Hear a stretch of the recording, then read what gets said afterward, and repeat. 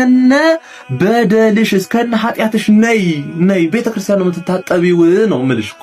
በጣም ደስ ይላል። ሶስተኛ ቀን በጣም ብዙ ሰዎች ኮሜንት እያነበብኩ ነው። በጣም የሚገርም ነው። በጣም አሪፍ ሰው። በሶስተኛው ቀን ዛሬ ደግሞ ምን እንጀምራለን? ቤተክርስቲያን መሄድ እንጀምራለን።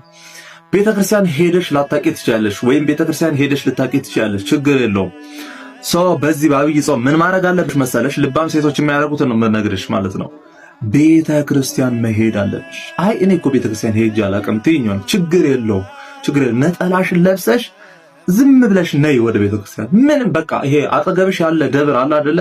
ካቴድራልም ይሁን ደብርም ይሁን ብቻ አጠገብሽ ያለ ቤተክርስቲያን ሂጂና ልምድ ካለሽ ወደ ውስጥ ገብተሽ በደንብ አይተሽ ቅዳሴሽን አስቀድሰሽ ኪዳንም ከሆነ ኪዳን አድርሰሽ ትመለሻለሽ። ግን ቤተክርስቲያን ሄደሽ ማታቂ ከሆነ የመጀመሪያ ቀን ግቢ ውስጥ አንድ ቦታ ዳር ላይ ዝም ብለሽ ቁሚ። ዝም ብለሽ ማለት ነው። በቃ ሰው መጥቶ ምንድነው የሚያደርገው? ከዛ ታያቸዋለሽ። ይሄዳሉ፣ ይመጣሉ፣ ይሳለማሉ፣ ከዛ ይገባሉ ወደ ውስጥ ማለት ነው። አንቺ ኤክስፒሪየንስ ካለሽ ልምድ ካለሽ ግቢ። አሁንም እኮ ብትገቢ ችግር የለውም መግባት ትችያለሽ። ግን ምንድነው የመጀመሪያ ቀን ስትሄጂ ትፈሪያለሽ ማለት ነው። ከዓለማዊነት ወደ መንፈሳዊነት ስትመጪ ትፈሪያለሽ። ግን ቤተክርስቲያን ውስጥ መመላለስ የለመድሽ ከሆነ ግን ካለሽ ግን ቀጥታ ወደ ቤተክርስቲያን ግቢ። ውስጥ ገብተሽ ሰላምሽን ነው የምታገኙ። በቃ ዝም ብለሽ የመጀመሪያ ቀን የእርሽ ቀን አሁን የምትሄጂ ቀን ጸሎት ጀምረሻል አይደለ? ጾሙን ጀምረሻል። ለምሳሌ ስራ ካለሽ ጠዋት 2 ሰዓት ወይ 1 ሰዓት ስራ የምትገቢ ከሆነ ወይ 12 ሰዓት ሊሆን ይችላል። ቤተክርስቲያን መጀመሪያ ወደ ስራ እንኳን ስትሄጂ ቤተክርስቲያን ትሄጂና በስመ አብ ወወልድ ወመንፈስ ቅዱስ ብለሽ ትሳለሚና ለ5 ደቂቃ ዝም ብለሽ ከእግዚአብሔር ጋር መነጋገር። ዝም ብለሽ ቤተክርስቲያን በቃ አታውሪም። የመጀመሪያ ቀን ሄደሽ አታውሪ፣ ስልክሽንም ምንም አትክፈች፣ ምንም ዝም ብለሽ ቁም። ዝም ብለሽ በቃ ምንም እያይሽ ቤተክርስቲያኑን ስዕልም ካለ እያይሽ ዝም ብለሽ እግዚአብሔርን ነው የምልሽ። የሆነ ውስጥሽ ሰላም ሲገባ ይሰማሻል። እኔ እውነት እስኪ ኮሜንት ላይ እስኪ ቤተክርስቲያን ስትሄዱ ምን ይሰማቸዋል? በቃ ኮሜንት አንብቢ። እንደውም ኮሜንት አንብቢ። እኔን አትመኝኝ፣ ግን ኮሜንት አንብቢ እስኪ። ቤተክርስቲያን ስትሄዱ ቤተክርስቲያን የሚሄድ ልምድ ያላችሁ ሰዎች ማለት ነው፣ ቤተክርስቲያን ስትሄዱ ምን ይሰማችኋል? እናንተ ኮሜንት ጻፉ። ግቢና ኮሜንት አንብቢ። ቤተክርስቲያን ሰላም ነው የሚሰማሽ። ከዓለም ጫጫታ የምትገለይበት፣ ራስሽን ከእግዚአብሔር ጋር የምታገናኝበት፣ የውስጥሽን ሰላም የምታይበት፣ እግዚአብሔር የሚሰጥሽን ሰላም የምትቀበይበት ስፍራ ነው። ስለዚህ ጸጥ ብለሽ በቃ ለቻልሽው ደቂቃ 1 ደቂቃ የሚሆን 2 ደቂቃ 5 ደቂቃ የሚሆን 10 ደቂቃ የመጀመሪያ ቀን እንደዛ ነው ቆይተሽ ከዛ በኋላ ወደ ስራሽም ሄጂ። ቀንሽ ብሩህ ሆኖ በቃ ሰላምሽን አግኝተሽ ነው የምትውዩ። የእውነት ነው የምልሽ ማለት ነው።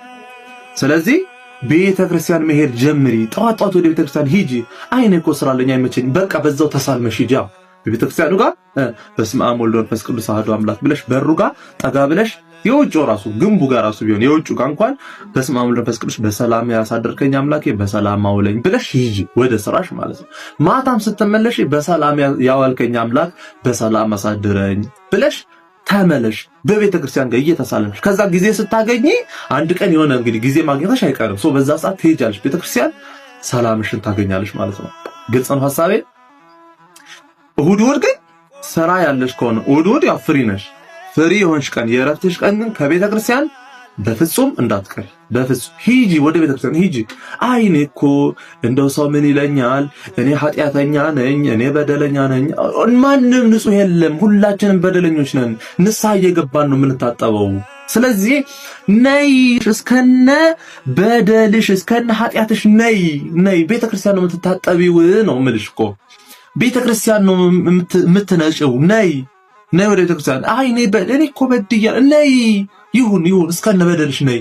በቃ እስከነ በደልሽ እስከነ ኃጢአተኛ ነሽ አይደል? እሺ ሁኚ፣ ነይ እስከነ ኃጢአትሽ ነይ። ብቻ አንቺ ነይ ብቻ ወደ ቤተክርስቲያን ነይ። ከዛ በኋላ እዛ ካሉ ካህናት ቀድሰው ሲወጡ አንድ ካህን ታገኛለሽ አይደል? የሚቀድሱ ካህናት አሉ። ሄደሽ ጠጋ ብለሽ አባቴ እኔ ንስሐ መግባት እፈልጋለሁ ማለት ብቻ ነው ካንቺ የሚጠበቀው። ካህኑም ስለሚያውቅ እሺ እኔ ልጅ በቃ ነይ ንስሐሽን ንገሪኝ፣ ወይም ደግሞ በቃ እሺ በዚህ ቀን አንቺ መቼ ነው የሚመችሽ? በዚህ ቀን ይመቸኛል። ኦኬ እንደዛ ከሆነ እኔም በዚህ ቀን እጠብቅሻለሁ። ንስሐሽን ትናገራለሽ፣ ትቀበያለሽ። ከዛ በኋላ ንስሐሽን ከጨረሽ በኋላ አንቺ ንጹህ ሴት ነሽ። ንጹህ። ስለዚህ ወደ ቤተክርስቲያን ነይ። ወደ ቤተክርስቲያን መምጣትን ጀምሪ። ተግባብተናል? ሰው የመጀመሪያ ቀን ምን አልኳችሁ? ጹሙ። በሁለተኛ ቀን ምን አልኳችሁ? ጸልዩ። በሶስተኛው ቀን ወደ ቤተክርስቲያን መሄድ ጀምሩ። ሪፖስት ኮፒ ሊንክ እንዳይረሳ። ሰላም እግዚአብሔር ከሁላችን ጋር ይሁን።